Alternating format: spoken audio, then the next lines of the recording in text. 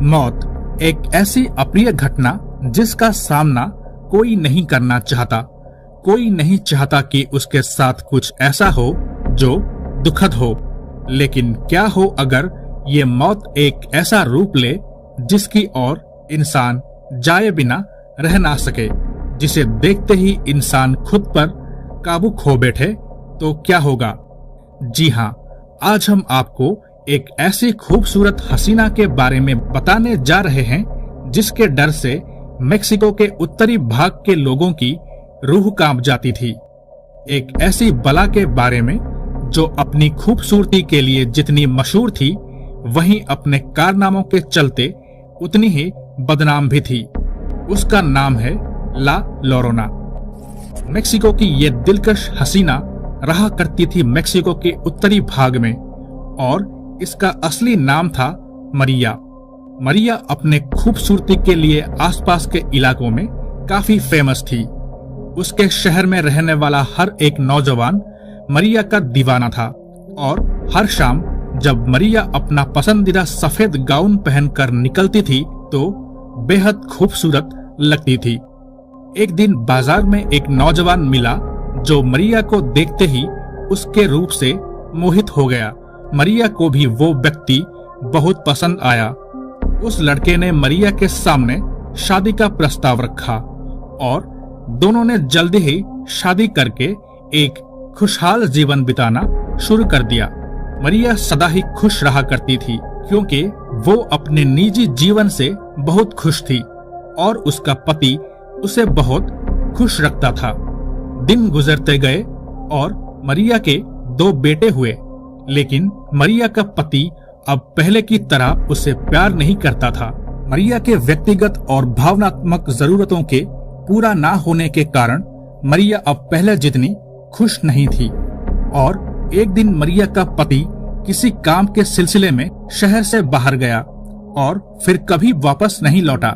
मरिया कई दिनों तक अपने पति का इंतजार करती रही और उसके ख्याल में रो रो कर बुरा हाल कर लिया, और अब वो पहले जितनी सुंदर भी नहीं रही। एक दिन नदी के किनारे अपने दोनों बच्चों के साथ घूमते वक्त मरिया ने अपने पति को किसी और महिला के साथ घोड़ा गाड़ी में जाते हुए देखा।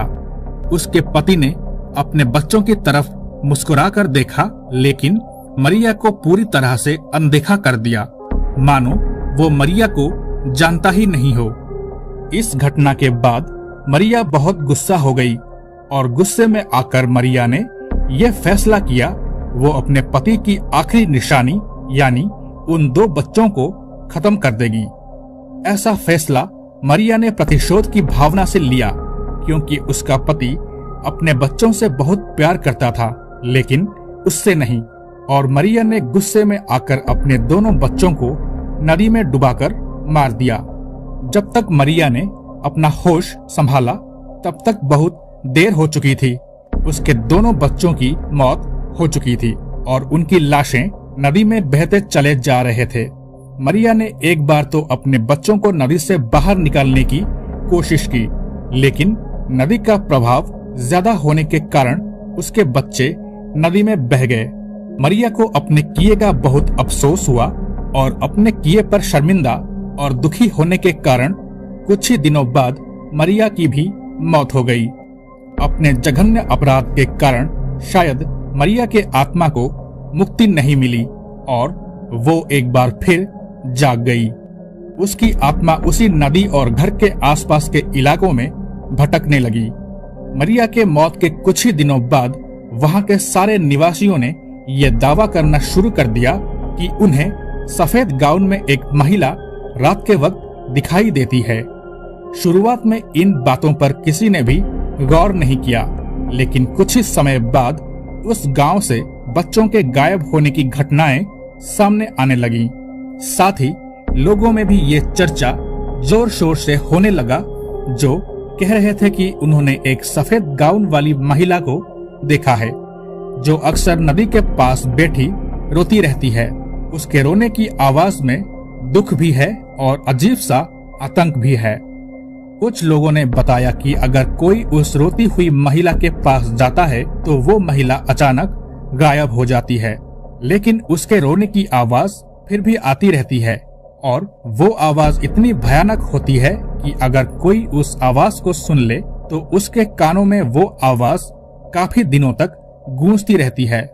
कुछ ही दिनों में एक और बच्चे की गायब होने की घटना सामने आई और गांव वालों को नदी के दूसरे किनारे पर अलेजेंड्रो नाम का एक 15 साल का बच्चा बेहोशी के हालत में मिला।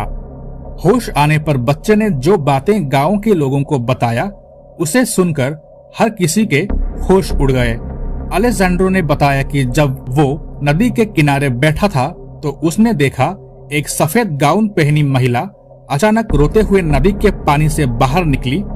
उसका चेहरा बेहद भयानक था और उसके रोने की आवाज बहुत ही खौफनाक थी। वो महिला पानी से बाहर निकली और अपने सामने खड़े बच्चे को एक ध्यान से देखती रही। उस महिला के देखने मात्र से वो बच्चा उस महिला की ओर खींचता चला गया और देखते ही देखते वो बच्चा उस महिला के पास पानी में पहुंच गया। वो महिला वैसे ही रोती रही और उस बच्चे को पानी में डुबाने लगी। देखते ही देखते वो महिला गायब हो गई और उस बच्चे का शव पानी के ऊपर दिखाई देने लगा और पानी का बहाव उसके शरीर को अपने साथ बहा ले गया। ये सब देखकर अलेजेंड्रो बहुत घबरा गया और वहीं बेहोश हो गया। इस घटना के बाद वहां के लोग समझ गए कि हो ना हो इन घटनाओं का कारण मरिया की भटकती आत्मा ही है, क्योंकि वो आत्मा हमेशा रोते हुए ही दिखाई देती थी। इसीलिए वहां के लोगों ने इस आत्मा का नाम दे दिया ला लोरोना, जिसको इंग्लिश में द वीपिंग वुमन यानी रोती हुई औरत कहा जाता है।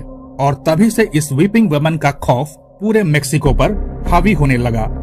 एक समय ऐसा भी आया जब लोग अपने बच्चे को बाहर तक नहीं जाने देते थे।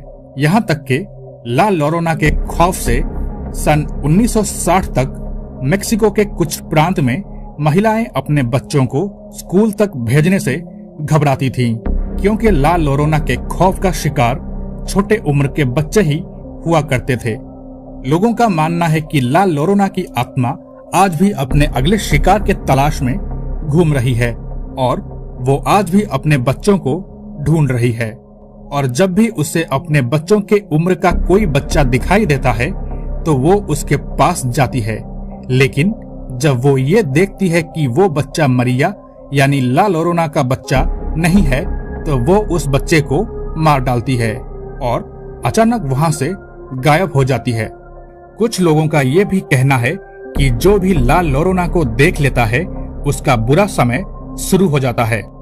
इस बात में कितनी सच्चाई है कहना मुश्किल है, लेकिन इस बला की खूबसूरती में लिपटी मौत के बारे में सुनकर एक भयानक खौफ मन में बैठ जाता है। दोस्तों, अगर आपको ला लोरोना के बारे में और भी ज्यादा कुछ मालूम है तो कमेंट में जरूर लिखें और वीडियो अच्छा लगा हो तो लाइक जरूर करें। मिलते हैं अगले वीडियो में।